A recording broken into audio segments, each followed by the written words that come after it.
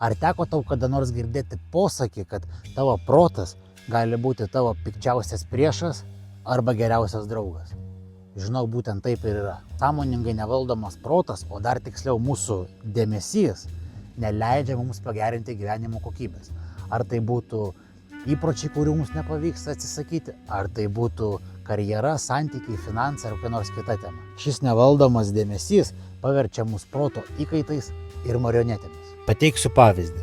Įsivaizduokite asiliuką, kuris nori atsigerti. Jis pradeda ieškoti vandens, eina tai šen, tai ten ir staiga šeimininkas priešais akis ant meškerės pakiša jam morką. Asiliukas taip ją susižavi ir pradeda ją sekti. Eina tol, kol daugiau nieko nematydamas įeina į šeimininko paruoštą gardą. Tokiu būdu prarasdamas laisvę ir žinoma net negavęs tai, ko norėjo, šiuo atveju atsigerti vandens. Būtent tokiu būdu veikia mūsų nevaldomas dėmesys. Mes pasiduodame kažkieno kito mintimis, kažkieno kito įtakai, patys to net nesuprasdami. Pavyzdyje asiliukas simbolizuoja mus, morka simbolizuoja mūsų mintis, o dėmesys tai, kur mes sutelkėme savo vidinį ir išorinį žvilgsnį, savo energiją. Asiliukas šiuo atveju turėjo sąmoningą norą atsigerti vandens. Tačiau šeimininkas buvo gudresnis.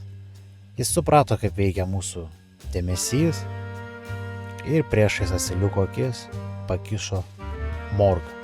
Taigi asiliukas sutelkė visą savo dėmesį, visą savo energiją tik į morką, paskui kurią jis pradėjo sekti. Visai pamiršdamas vandenį.